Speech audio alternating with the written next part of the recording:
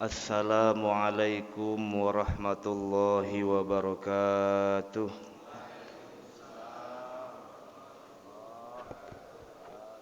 Alhamdulillahi rabbil alamin. Wal aqibatu lil muttaqin wala udwana illa 'alal zalimin. Ashhadu an la ilaha illallah wahdahu la syarikalah wa ashhadu anna sayyidana wa nabiyyana Muhammadan abduhu wa rasuluh. Allahumma salli wa sallim wa barik ala sayyidina wa habibina wa syafi'ina wa maulana Muhammadin wa ala alihi wa ashabihi wa azwajihi wa dhurriyyatihi ajma'in. Rabbi shrah li sadri wa yassir li amri wahlul 'uqdatam min lisani yafqahu qawli. Rabbi zidna ilman nafi'a warzuqna fahman jayyida fil laili wan nahar. Bismillahilladzi la yadurru ma'asmihi syai'un fil ardi wala fis samaa'i wa huwas samiul alim. A'udzu bikalimatillahi tammati min syarri ma khalaq.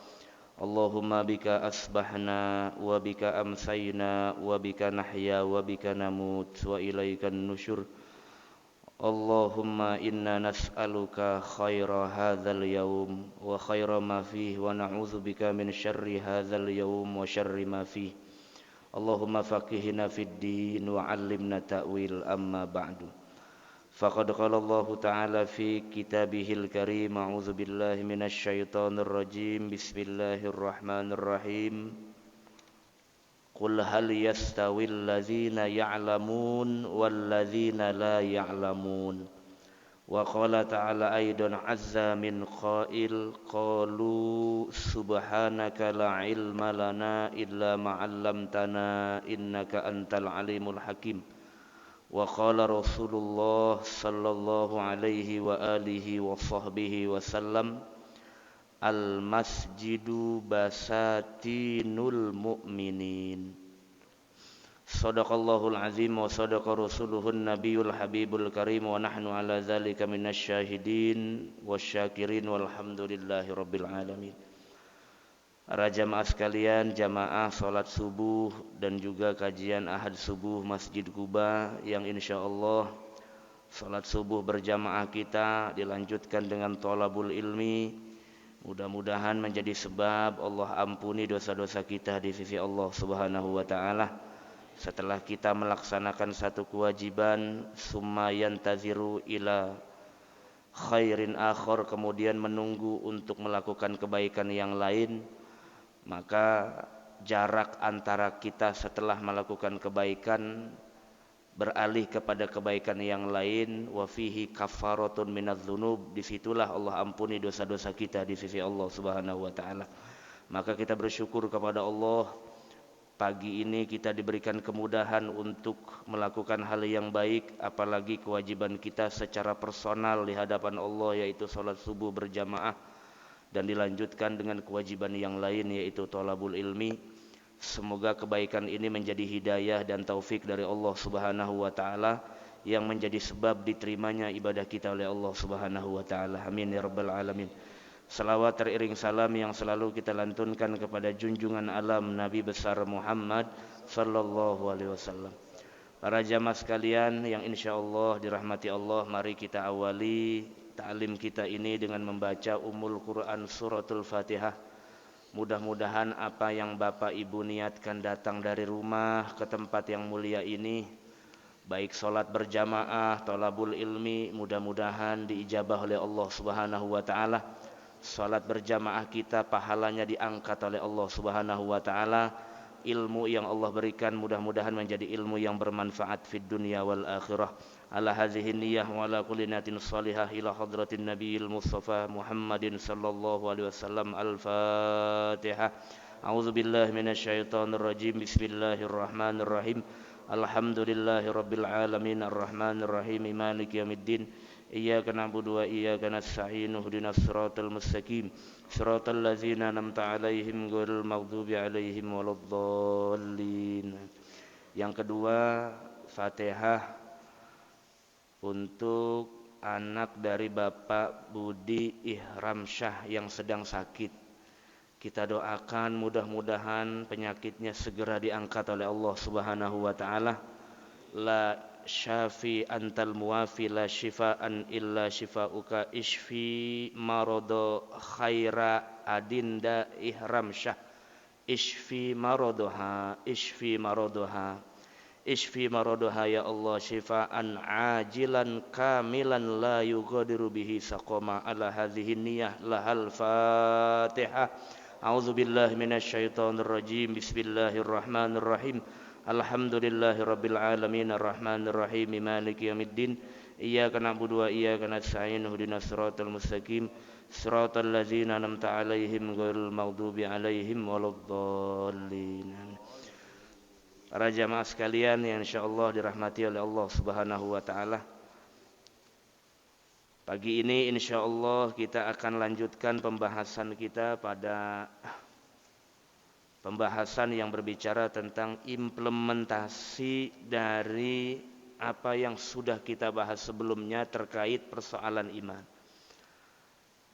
Saya ulangi kembali dalam hadis Jibril yang disebutkan berkali-kali oleh Rasulullah SAW ketika ada dialog antara Nabi dengan malaikat Jibril alaihissalam. Kalau Nabi itu istimewanya begitu Pak, jadi bisa langsung komunikatif dengan malaikat. Kalau ada orang sekarang ngaku bisa komunikasi itu stres, pura-pura aja itu. Masa cuman gara-gara habis dari Gunung Sindur pulang ngaku Nabi itu. Orang Indonesia kadang-kadang yang begitu laku aja lagi, saya juga bingung kan. Apa aja laku dijual. Itu jadi kelebihan para nabi dan rasul bisa berkomunikasi dengan makhluk yang yang tidak kasat mata. Ya, berbeda dengan kita. Kalau kita itu bisa berkomunikasi dengan yang tidak kasat mata itu bukan komunikasi betulan, paling ngigo kalau tidur, Pak. Itu tidur ngomong dewek, nah itu kelihatannya kayak ngomong sama siapa begitu, padahal mah banyak utang itu sebetulnya.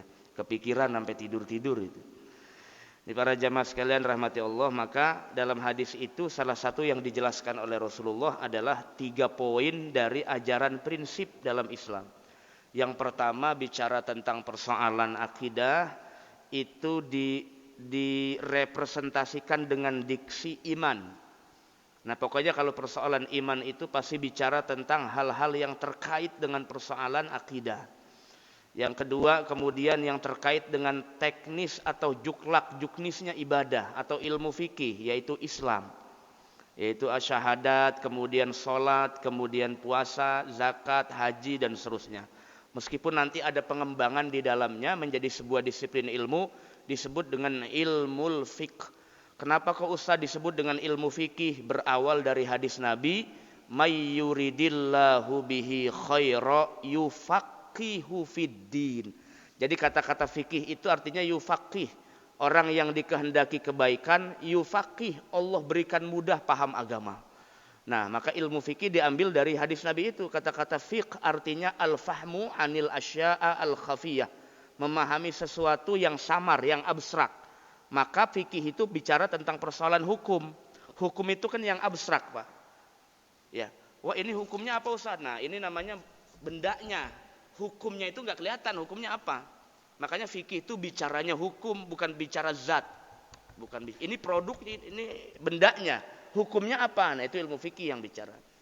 Nah, ada lagi dalam hadis Nabi itu, dalam hadis Jibril yang bicara tentang bagaimana kita sebagai seorang muslim setelah iman kita bagus, kemudian ibadah kita berdasarkan ilmu, maka yang harus dipelajari adalah al-adabu ma'allah wa ma'al insan.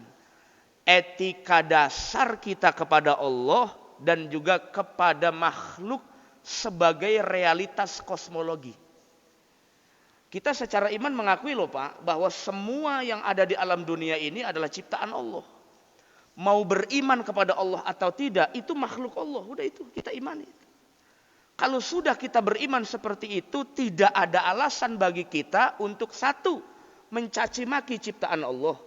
Yang kedua, istihza, menjelek-jelekan ciptaan Allah. Yang ketiga, merusak. Kenapa? Karena implementasi iman kita harusnya adalah orientasinya pada saling rahmat, menyayangi, meskipun dia tidak sejalan dengan kita. Karena semuanya secara teologis iman adalah ciptaan Allah Subhanahu wa ta'ala. Hanya dalam fikih saja Pak ada perbedaan. Ada hayawan muhtaram namanya. Hewan yang dihormati dalam syariat. Siapa itu? Ya kaum muslimin. Selama orang itu beriman kepada Allah, dia sholat, itu namanya hewan yang dihormati dalam agama. Manusia kok hewan Ustaz? Emang hewan, emang apaan? Manusia kalau nggak punya akal kan nggak ada bedanya sama kebo Pak. Emang hewan.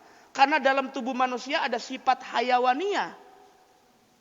Buas, lapar, haus, ngantuk, seksual. Betul nggak?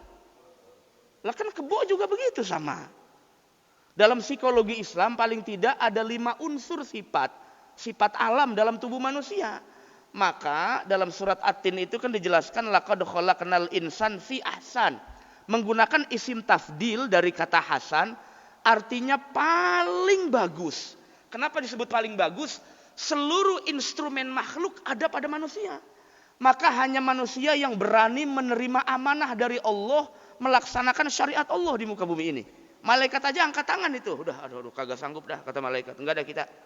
Kenapa? Malaikat enggak punya syahwat. Malaikat tuh berbuat baik ya karena robot aja kayak robot gitu Pak. Ayo kerjain, ya kerjain. Tidak ada ujian untuk melakukan sebuah kebaikan tuh enggak ada ukuran ujiannya. Nah karena manusia sudah disetting seperti itu, maka manusia menerima amanah Allah menjadi khalifah. Khalifah itu artinya delegasi lah, pengganti Allah, utusan Allah di muka bumi ini. Untuk imaratud dunia wad din, menjaga alam dunia dan menjaga agama Allah Subhanahu wa ta'ala. Nah, ada adab kepada Allah, sholat ada adabnya, baca Quran ada adabnya, puasa ada adabnya, beragama ada adabnya, masuk masjid ada adabnya. Maka tadi hadis yang saya sebutkan di awal itu hadis dikutip oleh seorang ulama besar namanya Abu Thalib. Bukan pamannya Nabi Abu Thalib. Bukan. Abu Thalib Al-Makki namanya. Al-Makki. Tapi bukan orang Mekah. Kenapa kok namanya Al-Makki? Kelamaan di Mekah. Namanya. Bukan orang Mekah, bukan. Ulama dulu banyak begitu Pak. Ini saya kasih contoh lagi. Ada ulama namanya Imam Ibnu Hajar Al-Haytami. Bukan ini. Ini orang Cipondo asli yang ini. Ini mah Ibnu Hajar Al-Ha, pakai H, kalau saya kan KH ya Pak Haji ya. Maka jadi Al-Khoy begitu kalau di Arabin mah. Iya, cuman Al-Gondrongi saya kagak mau ntar gondrong lagi. Gondrongi. Nah, ada yang namanya Ibnu Hajar Al-Haytami dari Mesir. Ada kota di Mesir namanya Haytam. Nah, ketika pergi haji ke tanah suci kagak balik-balik. Kebetahan di tanah haram, dijuluki namanya Al-Makki, padahal asli Mesir, asli Afrika Mesir, tapi dijuluki Al-Makki karena kelamaan di sono. Nah ini juga sama namanya Imam Ali bin Muhammad Al-Atiyah, dijuluki Abu Thalib Al-Makki. Menulis buku 2 jilid Pak, namanya Qutul Qulub fi Muamalatil Mahbub. Itu kitab yang menjadi inspirasi Imam Ghazali menulis kitab 4 jilid namanya Ihya Ulumiddin. Bisa dianggap guru ideologisnya Al-Ghazali yaitu Imam Abu Thalib Al-Makki. Apa kata Imam Abu Thalib? Saya baca di bukunya yang paling awal namanya Ilmul Qulub. Beliau menulis 1 bab judulnya begini Pak. Bab fi fadailil julus wal qu'ud fil masajid. Bab menjelaskan tentang keutamaan jogrog bahasa sono ya. Nongkrong, duduk lah, cicing lah, apalagi itu. Duduk di dalam masjid dan keutamaannya. Awal dari itu Pak, itu awal dari pembahasannya ngutip hadis Nabi. Bunyinya begini. Itu tadi yang saya baca tuh, al-masjid basatinul mu'minin. Masjid itu taman-taman surga orang yang beriman. Jadi kalau ada orang 10 menit pantatnya mau geser aja dari masjid, itu orang imannya, ukuran iman Ya iman-imanan lah, bukan iman beneran yang begitu. Jadi kalau ditanya, ente kok tumben ke masjid? Ya Allah, DKM lewat depan rumah. Nanya, saya kagak enak kalau nggak ke masjid. Jadi begitu alasannya Pak Haji. Ente tumben ngikut kajian Ahad subuh di Masjid Kuba. Masya Allah. Haji Agus kemarin nanyain. Saya kagak enak. Jadi sholatnya bukan lillah, li DKM. Bukan karena Allah, bukan. Orang tuh kan ke masjid ada dua kemungkinan Pak. Satu, betul iman cinta masjid. Dua, nuker sendal Pak. Coba aja lihat di depan, sendalnya ketuker apa enggak. Jangan dibilang di masjid enggak ada maksiat. Ada, apa? Ampli hilang, sendal ketuker. Biasanya umumnya Jumat tuh nyaru-nyaru kan. Itu kalau di sini mah enggak ada kali. Ada saat iniannya di luar. Kalau di masjid kampung, wah kadang-kadang separuh doang. Kanan ada, Jumat besok kirinya yang enggak ada. Itu macam-macam dah pokoknya. Maka di situ disebutkan wal munafik. Jadi setelah nyebut iman, nyebut munafik Pak. Wal munafik qattairi fil qafas fil masajid. Orang munafik tuh kalau dalam masjid meringsang lagi. Uring-uringan. Bawaannya pengen buru-buru selesai aja. Kapan beres sih Tad? Makin nanya kapan beres. Udah ngeluh aja, usah ngaji sekalian. Suul adab. Baru 5 menit nanya kapan beres Tad, dia kata. Bawaannya di dalam masjid tuh uring-uringan aja. Nggak mau lama-lama, baru 10 menit panas, gerah, padahal udah kebuka semua jendela. Nah itu ciri orang munafik seperti burung yang ada di dalam sangkar. Bahasa Nabi itu kattairi fil qafas, seperti burung yang ada di dalam sangkar. Nah ini termasuk salah satu etika bagaimana kita ketika berhadapan dengan Allah Subhanahu wa ta'ala. Nah, jadi salah satu dari implementasi iman-iman itu adalah bagaimana cara kita al-adabu ma'allah wal adab ma'a khalqihi. Bagaimana etika dasar kita kepada Allah secara pribadi dan etika kita secara hukum horizontal atau hukum sosial. Kan gak enak banget Pak, sholatnya rajin tapi ternyata sama tetangga mulutnya pahit. Kan gak enak itu. Mulutnya pahit banget itu sama tetangga kalau ngomong. Mobil baru tuh. Dari mana nguntit duit? Maksud begitu sama tetangga? Jangan begitu. Nggak boleh. Lejiah yang beli mobil baru, yang satu yang habis pulang sholat subuh malah hipertensi. Lah kan aneh. Itu kan berarti punya dengki namanya. Mohon maaf Pak, penyakit dengki itu nggak ngaruh sama sholat. Nggak ngaruh. Secara fisiknya sholat tetap. Tapi penyakit dengkinya tetap ada. Jadi nggak ngaruh. Obatnya cuma satu. Taubat yang benar-benar dah. Taubat yang benar-benar. Obatnya nggak ada yang lain. Apalagi klinik Banjar, kagak tahu dokternya juga. Dok, saya sakit dengki nih dari kecil, kata. Waduh, kata dokternya, mohon maaf Pak, saya kuliah lama-lama sampai spesialis kagak belajar gituan. Nggak belajar gituan, enggak. Bagaimana orang umur 85 tahun dikata kalau kagak ngerokok, kagak sehat. Lah kan dokter kebingung-bingung itu. Ini ada dokternya yang kagak ngerokok malah mati duluan lagi. Artinya semua itu sebetulnya ihtimal. Ihtimal itu kemungkinan Pak. Yang namanya di dunia, sekarang iman, besok bisa enggak. Itu namanya dunia tuh. Yang sekarang ke masjid, besok bisa enggak. Itu dunia. Kalau Bapak mau konsisten, nanti di surga. Baik-baik terus gitu loh. Itu cuma stabil. Kalau di surga itu stabil, konsisten. Kalau di dunia enggak ada yang stabil Pak. Maka tidak ada yang stabil disuruh baik sangka oleh Allah Subhanahu wa ta'ala. Jangan buruk sangka nih sama orang yang kagak subuh tadi pagi. Kagak subuh lu, rumah nempel banget sama salon masjid. Begitu misalnya. Jangan begitu Pak. Siapa tahu besok dianya yang jadi imam subuh. Kalau disuruh maju. Siapa tahu besok dianya paling depan tuh sholat subuh di depan imam. Siapa tahu kan. Hah? Sholatin ya. Takbir 4 kali. Itu yang husnuzon lah, baik sangka kepada Allah dan kepada makhluk Allah Subhanahu wa ta'ala. Nah, salah satu daripada etika itu yang akan kita bahas adalah kita ini harus selektif terhadap perintah Allah yang disebut mubah itu Pak. Kan kalau kewajiban itu kalau kewajiban kan sudah seharusnya. Paling tidak dalam hukum Islam itu, dalam hukum Islam atau saya nggak bicara hukum positif, kagak paham juga kadang-kadang dipancing-pancing pertanyaan begitu kan. Saya mending nggak ngajar deh kalau bicara hukum-hukum gituan. Saya nggak paham. Nah kalau secara legal formal dalam Islam atau hukum fikih itu kan hukum ada 5 Pak. 1 wajib, 2 sunnah, 3 mubah, 4 makruh, 5 haram. Wajib itu perintah Allah yang tegas. Kalau kagak ngerjain, nggak ada uzur syaraknya, maka berdosa, disiksa, mau nggak mau harus terima. Nah yang kedua sunnah. Sunnah itu namanya perintah Allah tapi nggak tegas. Nggak tegas tuh bukan nggak serius. Ya dikerjain Anda dapat pahala, ditinggalkan juga nggak ngapa-ngapa. Gitu. Tapi ada loh Pak, sunnah yang ditinggalkan itu makruh. Contoh, orang yang udah biasa tahajud, ternyata malam itu ninggalin tahajud, padahal nggak ada uzur syarak, hukumnya makruh. Orang yang sudah biasa istiqomah sholat duha, ternyata hari ini kagak sholat duha, sakit kagak, rematik kagak, ada tamu juga kagak, nggak ada uzur syarak, maka ninggalin sholat duhanya makruh. Padahal hukum tahajud, hukum sholat duha, hukumnya sunnah. Tapi iza turikat kalau ditinggalkan tanpa uzur syarak bagi yang sudah istiqomah, hukumnya makruh. Kenapa makruh? Karena meninggalkan yang sudah baik, yaitu yang istiqomah. Kalau bagi yang orang gak istiqomah mah gak makruh, enggak. Sholat duhanya 1 semester sekali sih.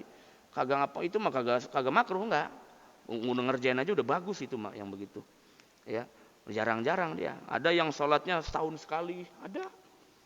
Ada yang sholatnya ya kalau lagi mau begitu. Jadi mut-mutan aja kalau lagi mau. Ada orang sholatnya setahun sekali id doang. Idul Fitri, Idul Adha. Kalau Idul Fitri ya baju baru, Idul Adha ya pala kambing begitu. Jadi ngincernya itu. Jumatan juga enggak Pak. Jadi mirip-mirip kebatinan. Mirip-mirip Syiah lah gitu. Ada Syiah kebatinan, ada yang begitu. Ya, kalau sehari-hari mah enggak sholat ya. Masya Allah Rabbi. Nah ada yang perintah haram. Haram itu dilarangnya tegas. Kalau ngerjain disiksa Allah. Haram namanya. Ada yang makruh, ninggalinnya dapat pahala, ngerjainnya enggak dosa, enggak. Makruh tuh ngerjain enggak dosa, Pak. Cuman digedeg aja, dibenci. Dosa mah enggak. Kalau dosa itu yang haram dosa. Cuma alangkah bagusnya ditinggalkan. Sama kayak sunnah, alangkah bagusnya dikerjakan gitu kalau sunnah. Yang tengah-tengah ini yang aneh, mubah. Diperintah enggak, dilarang juga kagak. Akhirnya banyak orang punya penyakit dari yang mubah. Diabetes. Apa aja dia makan minum tuh. Kan makan minum hukumnya mubah Pak. Kulu washrobu mir rizkillah. Makanlah kamu, minumlah kamu atas dasar rezeki dari Allah. Tapi yang halalan thayyibah. Kadang-kadang kita lupa. Yang halal doang yang diingat, thayyibnya enggak. Kan daging kambing halal Pak. Tapi buat orang yang punya darah tinggi, enggak thayyib kan itu. Lah bisa kumat. Ada lagi orang yang rematik, ada lagi orang yang apa lagi kolesterol. Udah kolesterol makanya daging mulu lagi, daging yang itu. Masya Allah. Halal sih halal, tapi tidak thayyib bagi kesehatan. Nah itu yang kadang-kadang lupa dalam benak kita. Maka kata Rasulullah dalam hadis muttafaq alaih, kul washrab walbas wa tasaddaq fi ghairi sarafin wala mahillah. Silakan makan, silakan minum sebagai hukum mubah. Tapi satu yang saya minta kata Rasulullah, jangan musrif. Musrif itu artinya berlebihan dalam hal yang dibolehkan Allah. Kalau kita mau jujur Pak, sebetulnya tidak ada hukum mubah. Ini kalau kita mau jujur secara hukum, yang ada hanya wajib dan sunnah saja. Haram dan makruh kan larangan. Cuma yang satu larangan sifatnya tegas, yang satu tidak. Jadi sebetulnya perbuatan orang beriman hanya 2 saja. Yaitu wajib dan sunnah. Begitulah yang dilakukan para nabi dan Rasulullah. Nabi Muhammad tidak pernah mengerjakan yang mubah kecuali menunjukkan, memberitahukan kepada sahabat ini tidak diharamkan, tidak. Misalnya ini tidak dilarang oleh Allah dan Rasulnya, maka Rasul makan. Apa yang dimakan Rasul, yang diminum Rasul, yang dikerjakan Rasul tidak berkaitan wajib dan haram, itu menunjukkan bahwa dibolehkan dalam agama. Tapi bukan berarti Nabi senang mubah, enggak. Nabi dan Rasul hanya senang mengerjakan 2 hal. 1 kewajiban, 2 kesunahan di hadapan Allah Subhanahu wa ta'ala. Nah kalau kita kadang-kadang sunnahnya kendor, wajibnya juga kagak dikerjain. Ya, yang ini nih yang kadang-kadang berbahaya. Berlebihan dalam yang dimubahkan Allah. Banyak orang jatuh dalam jurang maksiat hanya karena berlebihan dalam hal yang dibolehkan Allah. Nah maka ada wasiat dari Imam Abdul Wahhab Asy-Sya'rani Asy-Syafi'i. Beliau itu ulama besar dari Mesir, ya, banyak gurunya, banyak muridnya. Apa kata beliau? Watrukil mubahat talaban litarakkil maqamatil aliyah. Kenapa orang tuh rajin sholat, puasa, zakat, sedekah, tapi ternyata levelnya nggak naik-naik di hadapan Allah? Satu yang menjadi sebabnya, terlalu banyak melakukan hal yang dimubahkan Allah. Padahal mubah boleh loh. Tapi dalam agama tidak boleh berlebihan. Nah berlebihan itulah yang membuat manusia levelnya turun di hadapan Allah. Turun kasta. Kenapa? Karena penuh dengan urusan mubah. Mubah itu kan urusan dunia, Pak. Bukan urusan akhirat. Yang urusan akhirat cuma dua, Pak. Wajib sama sunnah. Mubah itu porsinya dunia. Jadi kalau manusia itu terlalu banyak melakukan yang mubah. Allah juga tahu kebutuhan kita, apa tahu. Tapi kalau kita berusaha melakukan yang mubah atau urusan dunia yang dibolehkan Allah, melebihi porsi yang seharusnya kita butuhkan, itu yang dilarang oleh Allah dan Rasulnya. Karena Allah enggak melarang kita cari rezeki. Allah tidak melarang kita makan. Allah tidak melarang kita minum. Allah tidak melarang kita berhias, tazayun. Allah tidak melarang kita tatayub, berwangi-wangian. Enggak dilarang, Pak. Tapi kalau berlebih pasti ada efeknya. Berhias, misalnya nih berhias, berlebihan, mancing maling, begal. Selalu ada efeknya, Pak. Selalu ada efeknya. Pokoknya apa yang dilarang Allah pasti ada mudaratnya itu. Makan berlebihan, diabetes nanti. Minum berlebihan jadi gelonggongan, Pak. Perut semua, air semua itu. Apalagi istri berlebihan, prestasi ya itu, prestasi ya.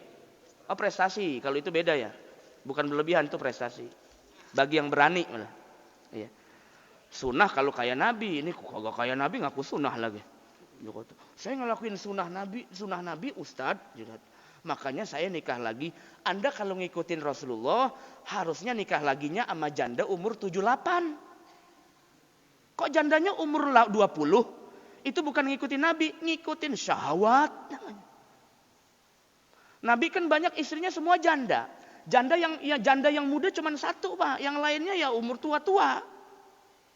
Jadi Bapak kalau betul-betul imanan kepada Rasulullah dan taklid dalam persoalan nikah, carilah janda umur 62, 1 tahun lagi mati. Karena 63 umur Nabi. Coba ridho apa enggak? Lapang dada enggak? Kalau enggak lapang dada, nyarinya yang muda-muda. Waduh. Itu udah kelihatan itu, yang begitu udah kelihatan. Ya. Padahal duitnya banyak, cuman enggak berani aja itu. Sama Ustadz juga begitu. Ini para jamaah sekalian rahmati Allah Subhanahu wa taala, ya. Kata Imam Sayyidi Ali Al-Mursafi mengatakan, la yasihhu li muridin qadima fil iradah hatta yatruka fi'lal mubahat. Ada orang pengen dekat Allah nih, Pak. Pengen intens, sholatnya khusyuk, pengen zikirnya nikmat, baca Quran tadaburnya nikmat. Ini orang pengen begini nih ibadahnya nih. Siapa sih yang ibadah nggak pengen begitu, Pak? Sholatnya betul-betul nikmat, zikirnya betul-betul nikmat, puasanya betul-betul nikmat. Siapa sih yang nggak pengen nikmat ibadah diberikan oleh Allah? Tapi kata Imam Ali Al-Mursafi, orang yang baru pengen ibadahnya nikmat di hadapan Allah, tapi banyak melakukan hal-hal yang mubah.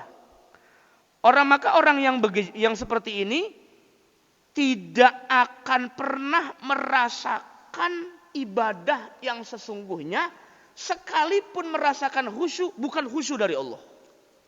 Tipu daya setan. Kita kan kadang-kadang gak bisa bedain mana yang tipu daya setan, mana yang enggak. Imam Ibnul Qayyim, murid setianya Imam Ibnu Taimiyah, itu kan nulis buku banyak sekali, Pak. Salah satunya itu bicara tentang makayidus syaiton, tipu daya setan. Ada lagi bukunya yang sering saya baca itu apa namanya? Tuhfatul Maudud apa judulnya? Itu tentang tarbiyah mendidik anak setelah dilahirkan. Ya. Kata Imam Ibnu Qayyim itu, Yang paling sulit itu bukan ibadah pakai ilmu. Ibadah pakai ilmu tuh mudah, Pak. Bapak tinggal ngaji, belajar, terus praktekin gitu loh. Yang sulit itu, Pak, yang sulit nih. Membedakan mana ibadah pakai ilmu, mana ibadah dari setan. Karena setan itu bisa manipulatif, Pak. Casingnya karena Allah, tuh begitu tuh. Casingnya karena ilmu padahal bukan. Astagfirullahaladzim. Jangan-jangan kita setiap hari begitu kali ya. Ya Allah. Apalagi ada Imam Fudail bin Iyad ngomong begini nih. Ini saya waktu waktu mutolaah kitab ini semalam, Pak, sebelum saya ngaji. Takut, sayanya takut. Ya Allah, apa gua kali yang begitu ya? Ya Allah, apa saya kali? Jadi, itulah ilmu tuh kadang-kadang mengingatkan kita jadi hidayah, istighfar kepada Allah. Apa kata Imam Fudail bin Iyad? Adraknan nas yura'una a'malahum. Saya pernah ketemu manusia. Fudail bin Iyad kan ulama dulu, Pak, yang wafatnya abad kedua Hijriah. Kata beliau, saya pernah mendapati manusia di zaman saya, katanya. Orang tuh mempertontonkan amalnya. Kalau bahasa agama namanya apa, Pak?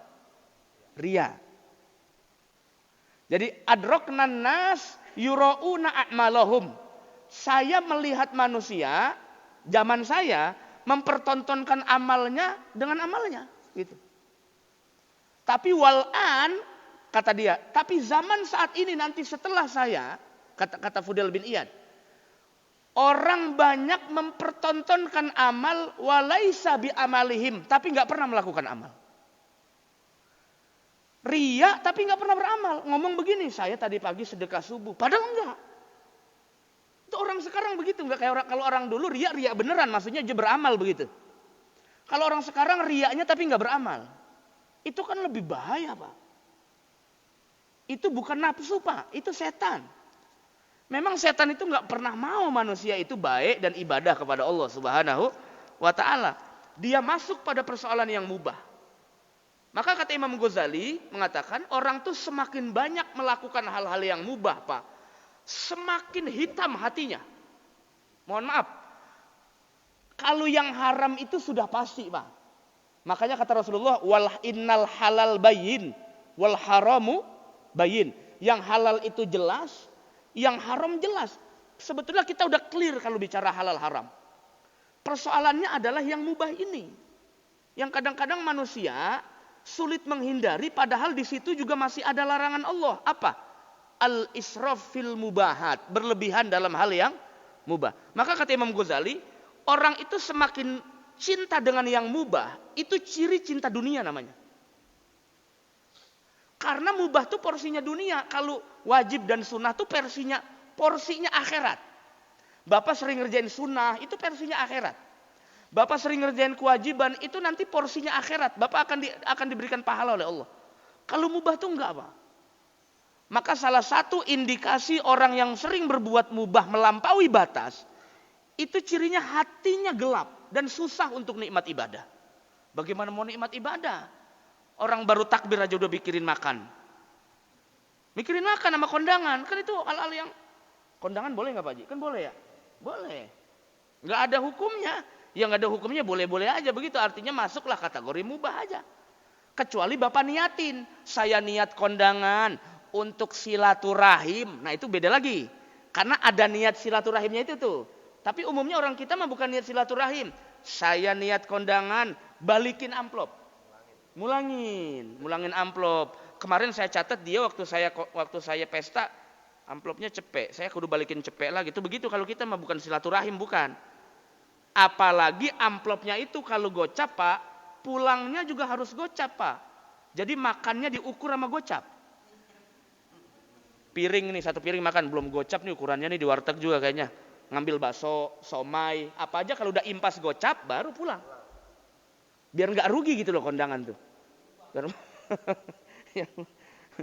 Kata saya, aduh, makanya tandain tuh, Pak, yang kondangan begitu-gitu tandain tuh, Pak, di jidatnya tandain. Kadang-kadang amplop kosong doang, kondangan 3 jam nggak pulang-pulang. Semua makanan dijajalin. Ya Allah Robbi, mental orang kita begitu tuh. Emang sekali-kali besok kayaknya kudunya pesta jangan kasih bangku. Biar pada rematik kakinya tuh. Jangan kasih bangku kayak di gedung-gedung begitu makan berdiri, coba orang kampung kagak tapi betah makan berdiri. Kalau orang-orang di hotel betah aja berjam-jam juga. Apa kata Imam Ghazali? Orang yang sering melakukan yang mubah, hatinya dibikin gelap oleh Allah Subhanahu wa ta'ala. Berlebihan. Catatannya begini Pak. Berlebihan yang mubah. Kalau sesuai porsinya, tidak masalah. Makan daging sapi boleh. Makan daging kambing boleh. Makan daging unta? Nanti dulu. Boleh nggak? Boleh. Bagi yang sakit? Ya boleh kalau sakitnya sakit inian cantengan. Sakit cantengan sih. Kata Imam Ahmad begini dalam musnadnya. Nabi itu menyuruh, ini makanya kan kenapa Imam Ahmad itu ya kalau orang makan daging unta disuruh wudu Pak.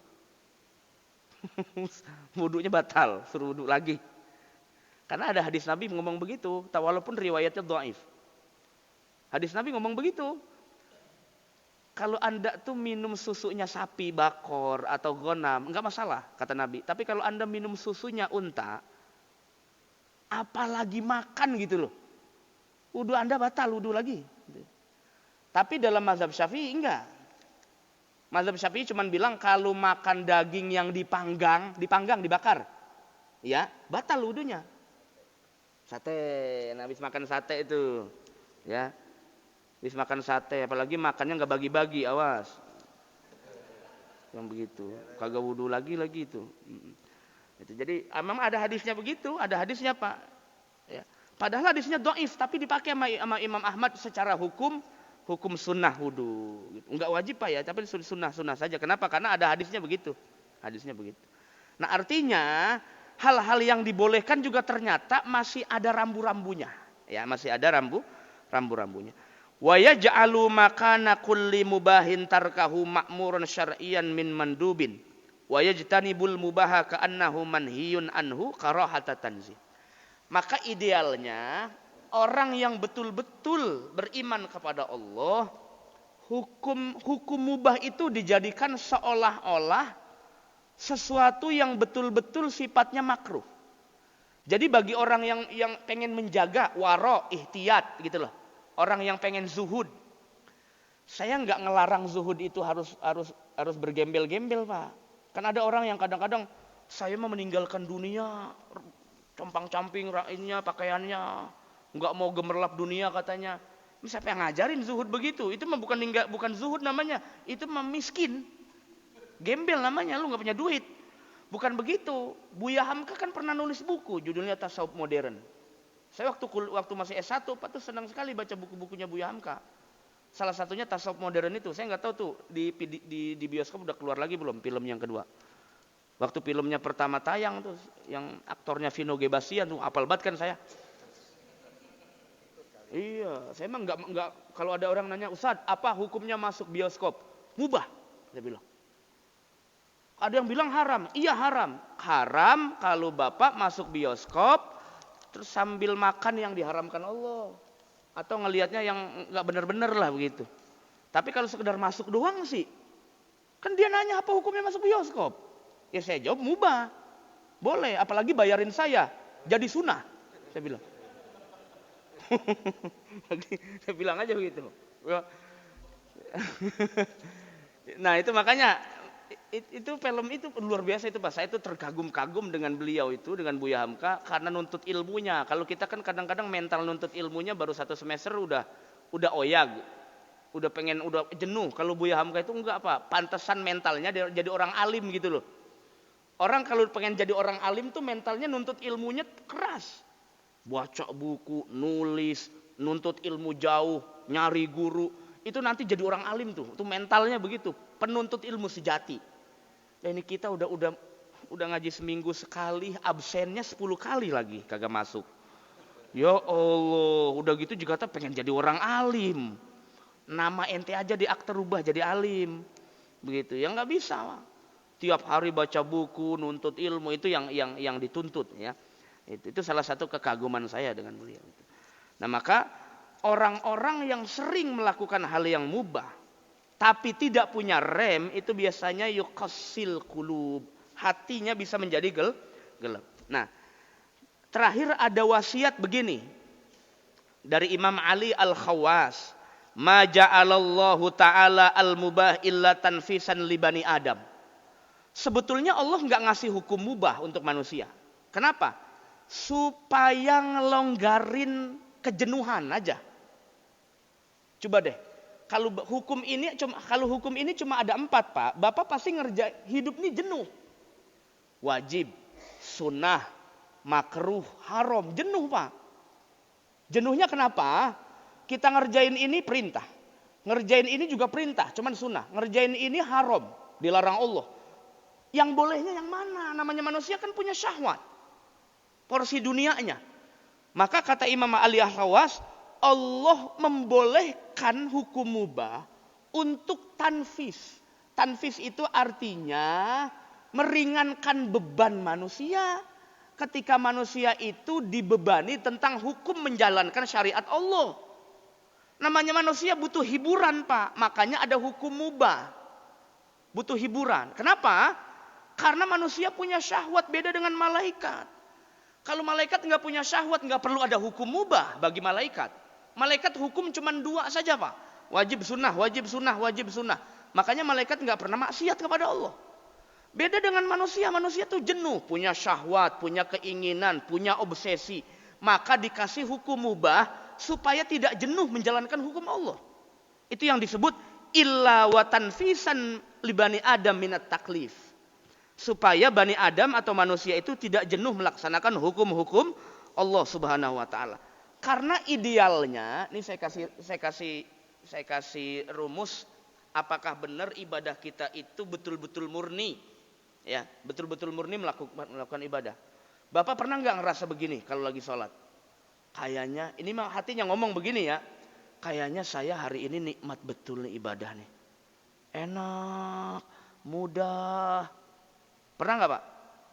Pasti pernah kan? Nah, itu benar apa enggak? Itu sahih apa enggak? Benar ibadahnya apa enggak?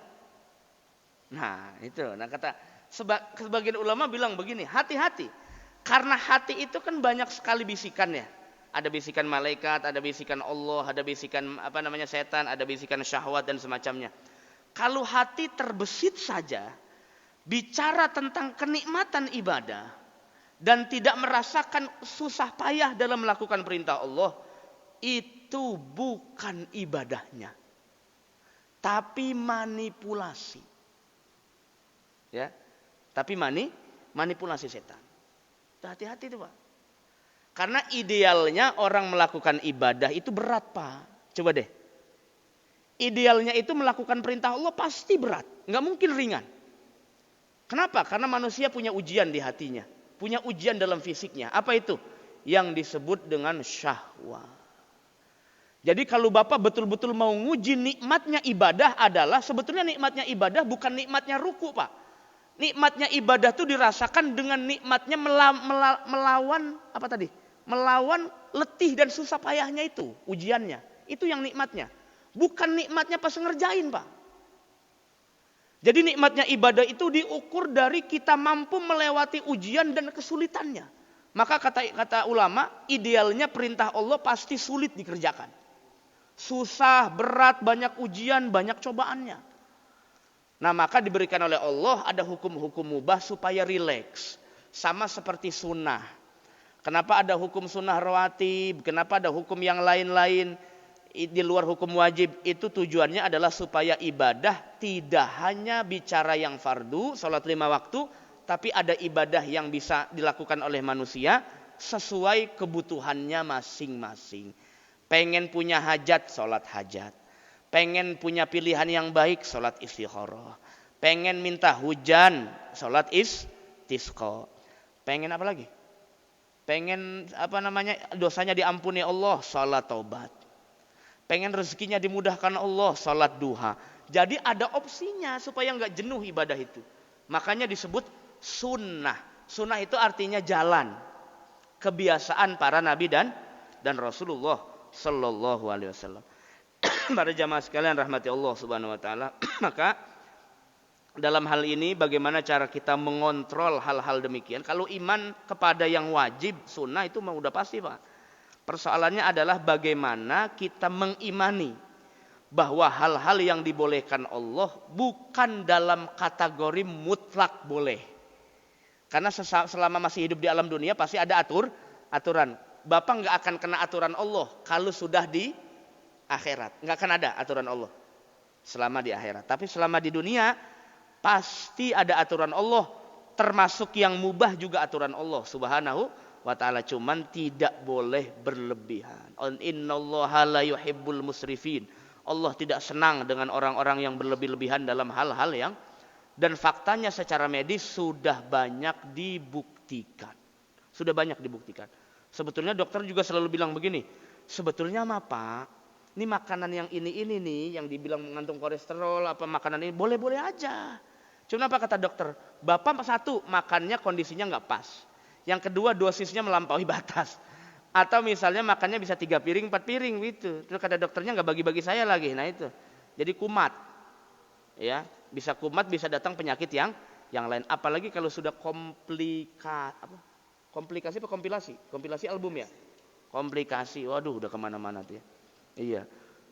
Yang saya aneh Pak, anak-anak muda sekarang umurnya masih belum 30 tahun, itu udah diabetes Pak. Udah diabetes, nggak kayak orang dulu. Kalau orang dulu kan paling kena penyakit begitu ya umur bonus lah, udah umur bonus gitu. Umur bonus itu kan lebih dari 63 ya, itu umur bonus. Umur Nabi kan 63, berarti kalau yang sekarang ada umurnya udah 65, itu wajib khawatir, wajib khawatir itu di mana saja kondisinya wajib khawatir. Ya, kenapa? Karena persoalan-persoalan yang kita hadapi di alam dunia ini ukurannya adalah bagaimana ukuran kita melihat Nabi besar Muhammad sallallahu alaihi wasallam. Maka dari itu, hal-hal yang kita pelajari, hal-hal yang kita lakukan di alam dunia ini mestinya adalah ittiba bin Nabi sallallahu alaihi wasallam. Wallahu alam bissawab.